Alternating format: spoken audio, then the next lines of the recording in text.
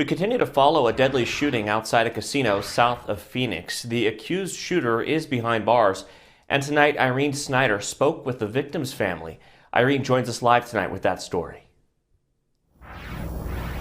Well, Mark, the family that I spoke with tonight, they're remembering their fallen loved one as a hero. They say that he spent much of his life serving others and putting others above himself. He died the way that he lived.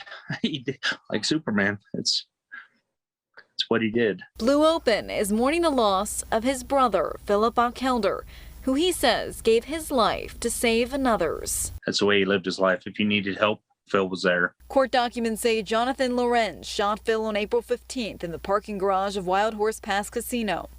Police say Lorenz had been showing up at his ex's house unannounced and vandalized her car. Open says he was on the phone with his brother that night. Phil told him he was going to the casino to help his best friend's sister, who was in trouble.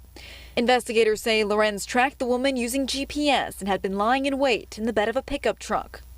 When he saw the woman walking out with Phil, he came out shooting. Video taken by a passerby moments after the shooting shows police and EMTs on scene. A crying woman walking away in handcuffs, and Phil was dead. And he stepped in front of her bullets and took them, and she ran away. Open says that his brother had spent much of his life in prison, but became a successful businessman and dedicated most of his money to helping others in need. Serving others by protecting others, and it didn't matter who you were. If you needed help, Phil was there. But we're proud of the way that he died, just like we're proud of the way that he lived.